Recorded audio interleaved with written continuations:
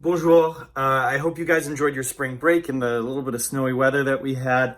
Um, we're going to start the next section of this unit today with some notes, and then you'll get the packet, the work packet, tomorrow. Just a reminder, if you cannot print the work packet, or if you'd like me to drop something in your mailbox, because of School Tool, I do have your addresses, so please just let me know. I'm happy to print something out for you and drop it in your mailbox, et voila. So without further ado, we're gonna be doing adjectives, and that's gonna be pretty easy. Oh, you hear the train? I don't know if you can hear it, but the Victor train line has been super busy the past few days. Anyways, I said without further ado, so let's get straight into it. Okay, so what we have here is l'accord des adjectifs réguliers. That's the agreement of regular adjectives. So when we talk about regular adjectives, you'll notice that I'm going to go through some that might feel irregular, but I'm calling them regular because they show regular patterns. Now, what I want to point out is that in French, we inflect adjectives to agree in gender and number. So we talk about agreement, and when we're talking about adjectives, we use the word inflection, not conjugation. So that's something that students aren't always sure, but the word for what you change, when you change adjectives to agree, you can say agreement, you can say inflection, or you can just say changing them to agree. D'accord? So I'm not going to go over these too in depth because you did them in the junior high, but you know your normal adjectives that if it's a masculine or non-gendered, that you don't add anything, you just use the base form. For example, content. If it's feminine, you want to say she is happy, elle est contente. You want to say they are happy, talking about something masculine or plural non-gendered. Ils sont contents. And then elles sont contentes. D'accord? And notice that your pronunciation has to change with these. Content, contente. D'accord? So there's a T at the end that you have to make sure we hear. Same with if it ends in an S. Now you'll notice the pattern is different. You don't have to add an S. You don't double an S. Français, français. However, the feminine is pronounced française. D'accord? And then if it ends in a naked E, the pronunciation isn't going to change at all. So for example, with triste, you add an S in the plural. But just have a look at those. Use these for reference. D'accord? I know you did adjectives in the junior high, so I'm not going to go a ton into it. D'accord? Sometimes you change the final consonant. That's what this is saying here, le changement de la consonne finale, changing of the final consonant. D'accord? So if you have an adjective that ends in F, you're going to see it become VE. D'accord? Créatif becomes créative in the feminine. And then the plural does what you'd expect. It adds an S. D'accord? If you have or d'accord? Either, for example, farceur, which means someone who plays jokes. Il est farceur, he's a jokester. Or heureux, which is another word for happy or fortunate. Those both in the feminine become euse. So if you see eur at the end or eux, you should know that becomes euse. D'accord? And then the feminine does for the most part what you would the plural does for the most part what you would expect. But notice that eux, X is kind of like having an S on the end already. D'accord? So you do not have to add an S to X. D'accord? Because X, think about it, it's kind of like K and S together. So you don't add an S to X. D'accord? Notice that it also says ou and ouz. So if you have the word, and there's only one word that I can think of like this, and that's jealous. Jaloux becomes jalouse. But you don't have to worry about those irregulars, nor will you have to worry about these irregulars. But just so you know, blanc becomes blanche. D'accord? So that's one that you might use, and I'll expect you to get it right. White, blanc. But if you want to say my car is white, ma voiture est blanche. D'accord? So just have a look at those patterns because you'll be learning them more in depth further down the line. D'accord? Doubling of the final consonant. Now, for L and I, you won't hear much of L, you won't hear a pronunciation change at all. So if you want to say cruel, il est cruel, elle est cruelle. Ils sont cruels, elles sont cruelles. They're pronounced the same. You can pronounce them slightly different if you're from the south of France, but you don't have to worry about that. Gentil, Notice the feminine form is I-L-L-E. Just like famille, there's a little bit of a Y sound at the end. So, il est gentil, elle est gentille. D'accord? And you might not be able to hear the difference. That's okay. It took me a long time to really hear the difference. So I remember when I was your age, I would overemphasize it. I would say gentil and gentille. And then when I was teaching in France, some of my students were like, why do you say it with a big y at the end? It's gentil. And I was like, I don't hear a difference. Gentil, gentille. And then eventually I did. But gentil, gentille. D'accord? Gentille. D'accord? So that's hard to hear. If you want to pronounce it gentille with, or just gentil, gentille. D'accord? Anyways, mignon becomes, and this is just like bon. You know bon and bun. Mignon, mignonne. So if you have O-N, it becomes O-N-N-E, whether it be bon or mignon. Bonne, mignonne. Okay. And then finally, you're familiar with this one as well. E-N becomes E-N-N-E. So you have Italien, Italienne, Canadien, Canadienne. Okay.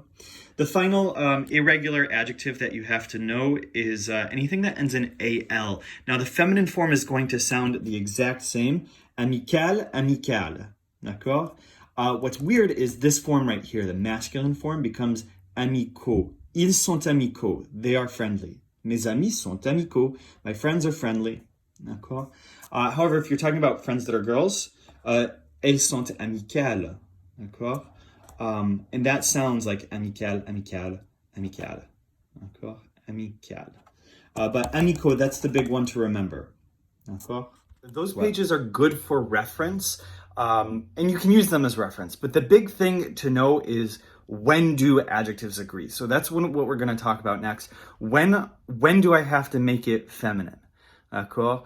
You know, of course, that if it's feminine, you're going to make it feminine. But where in the sentence can the adjective and the noun fall that we know that they're related? So that's what we're going to look at next. So to begin, adjectives agree across the verb être. So if you want to say, for example, that girl is nice, this verb here, the verb is, and verbs aren't always in action. We have this verb être in French and the verb to be in English. That's a different kind of verb. It's called a copula. That just means that it connects a noun and an adjective. That is the purpose of the verb être, is to connect nouns and nouns, or nouns and adjectives, to make equivalencies between them. And since you're making equivalencies, let's say we want to say this girl is nice. Just like in mathematics, they have to agree, and that's so that French people, as well as any language that has agreement, they know exactly who you're talking about. If you're talking about multiple subjects, they know precisely that you're saying this girl, cette fille, est gentille, d'accord? And they know because they hear that this is feminine, d'accord? Or they see it in writing. Now, it agrees across the verb être. So that's what we are going to write here. Or if you want to write in English, the verb to be.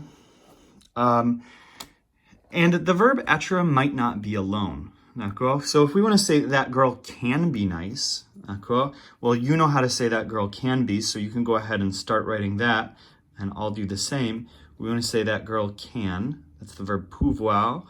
And then be, we're going to put, since this is a modal verb, we're going to put it in the infinitive. And then we're describing her. That girl can be nice. Cette fille peut être gentille. D'accord? So, yes, the adjective is still agreeing across être. The modal verb doesn't, change that. So you can have a modal verb followed by être. Whatever's on each side is still going to agree. Okay.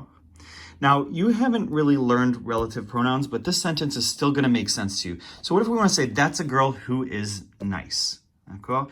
This is going to be logical to you. If I want to say that's a girl who is nice, what word are we going to use for who? Qui. Now, you learned qui is a question word. It's also called a relative pronoun. Okay. A relative pronoun just lets you write complicated sentence like, that's a girl who's nice. He's a man who's wearing a blue coat. D'accord? It's that word who, but it's not serving as a question word. So I know you've seen it before, but there you go. So that's a girl who is nice. We're still saying the girl who is nice. So être is going to be conjugated with the girl. And then we have the verb être, the copula. So it's still going to agree with une fille. And then gentille. D'accord?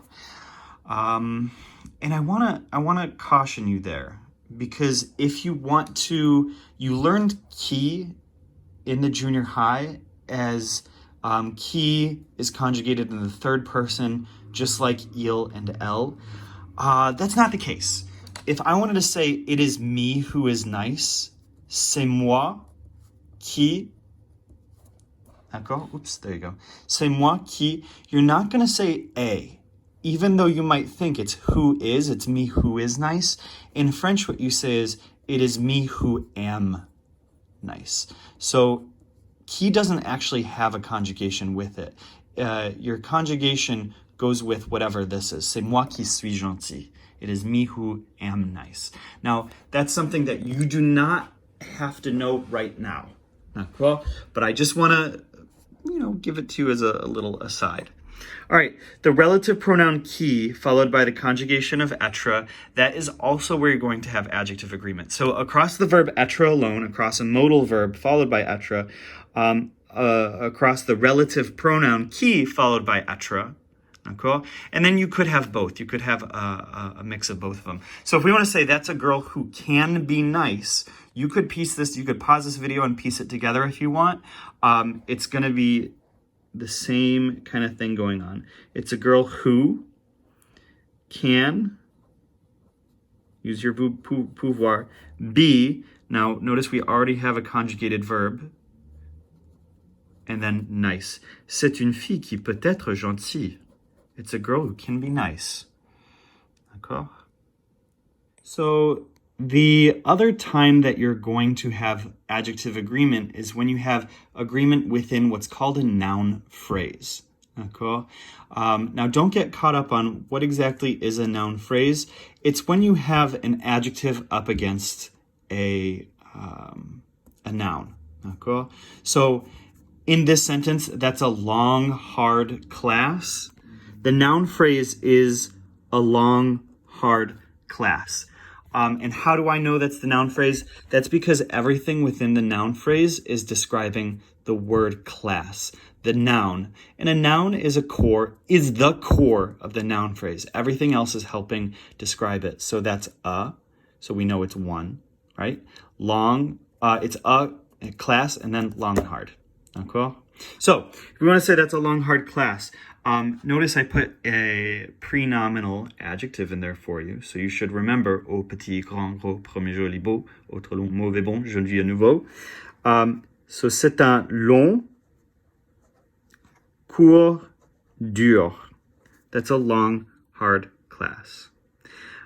So adjectives agree within a noun phrase, whether they come before or after the core noun. So court being the core noun of this noun phrase, you're going to have agreement with that core noun, whether it's prenominal or postnominal, before the adjective or after the adjective. Or sorry, before the noun or after the noun. Okay. Now, what if we want to say that's a very long, not hard class? Okay. So that's a very long. We're still using the word long. So c'est un très long, court, and then not hard. You should know how to say not. It's just the word pas. We went over that once, that ne pas. You don't need ne pas to negate something. You need ne pas to negate a verb, but if you're just negating an adjective, just drop in pas. So it's a very long, not hard class. C'est un très long cours, pas dur. D'accord? So what we're doing here, these words that are describing adjectives, and they can describe nouns as well, these are called adverbs, right? Adverbs describe adjectives or they describe verbs. So they're a second layer of descriptive words that we have in English and French and language in general.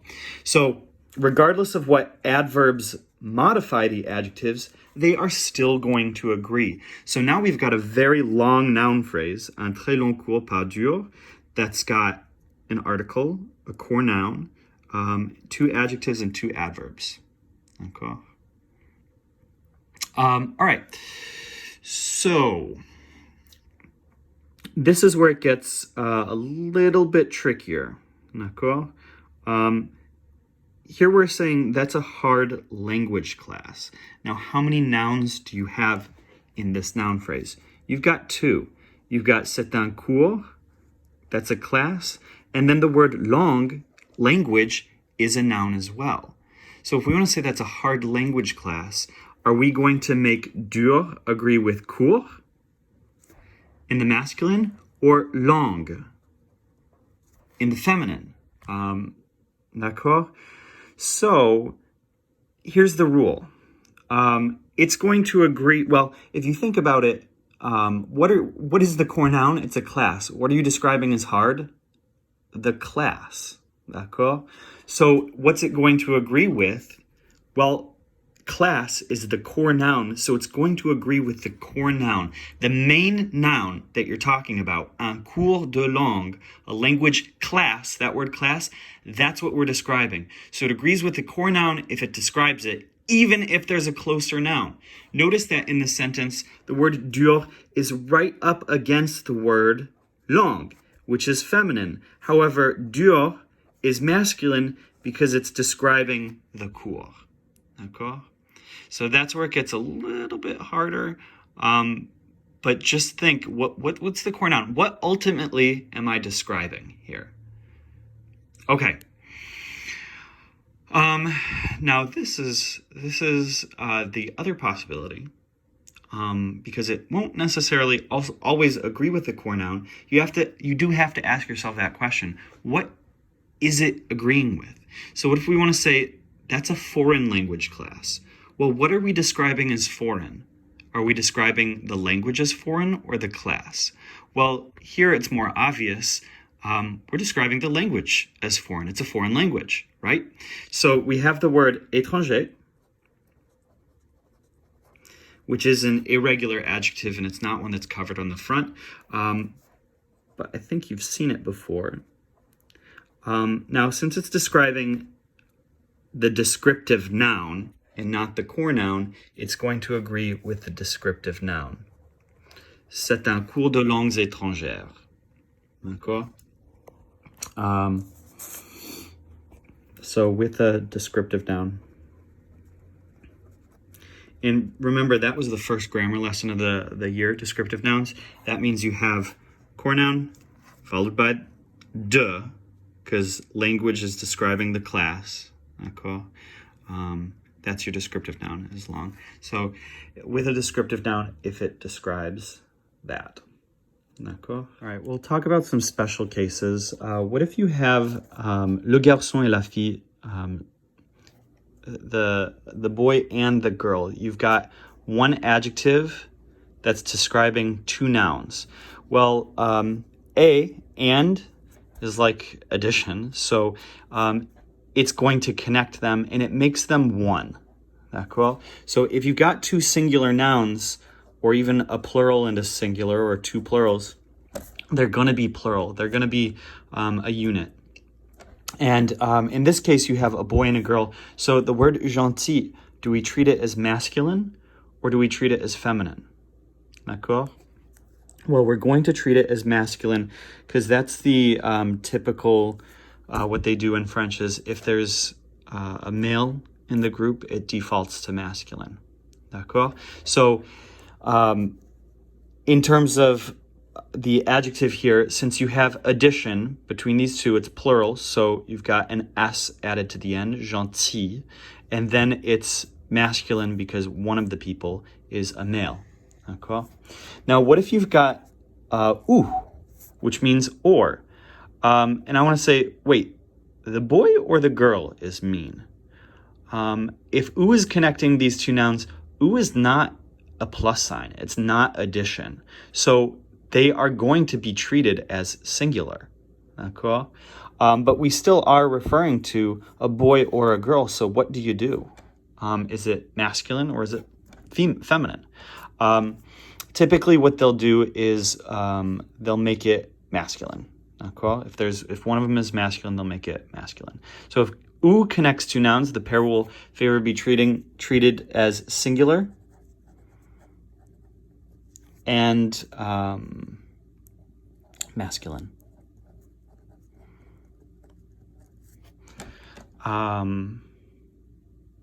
However, there's another rule, like what if one of these is plural? What you can do instead is the most recent one, just make it agree with whatever is most recent. So this could correctly be feminine as well. It kind of depends on what you want to do there. So don't worry too much about that example. This one's a good one though. This one is one that you should know. Oh, this isn't what this translates to. So, elle ne t'a pas invité. She didn't invite you. C'est méchant. That's mean. So what exactly is mean? Is it her? Are we saying she is mean? Are we going to make that méchant, méchante in the feminine? No. In fact, you're not saying she's mean. You're referring to the situation as mean, the action that she took. D'accord? Elle ne t'a pas invité. She didn't invite you. That's mean. So if you use say, you are describing the situation. The adjective defaults to masculine singular. It's kind of a nice way to avoid making things agree. So if you want to say, je déteste la biologie. I hate biology. C'est ennuyant. You're describing biology as a situation that you have to deal with. So you don't have to say c'est ennuyante.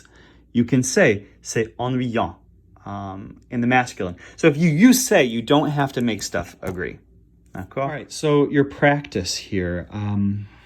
You're going to make the adjective agree with the noun that it describes. So let's do number one, maybe number two together. There's some advice on the bottom. The first piece of advice is find the noun to which the adjective is connected.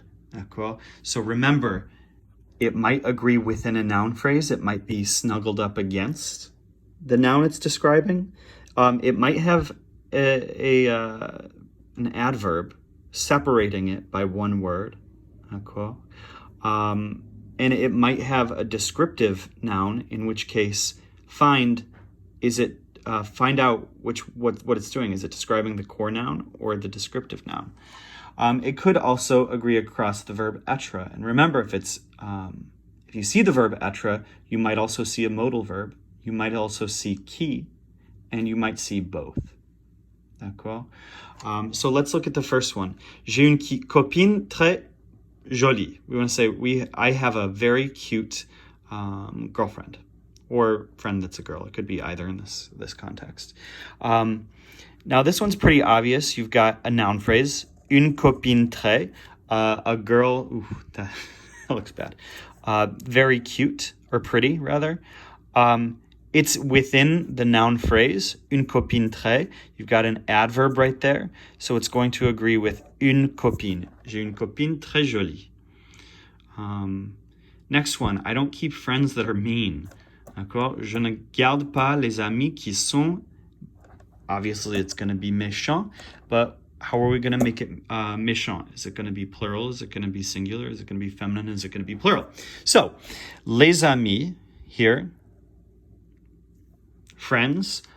You notice that you have qui to say who. You've got the verb être. So it's agreeing across those with les amis. So it agrees with les amis in the plural. Notice that it's masculine as well. So je ne garde pas les amis qui sont méchants. I don't keep friends that are mean. D'accord? So voilà, I'll post the key with this. Et voilà. Okay, so that's adjective agreement. There are some things to be considered there that you have to be careful for, so just watch out for those things. And so a few announcements as well in terms of grades. Your third quarter grades should be done, so please look through those for my class, look through those for your other classes.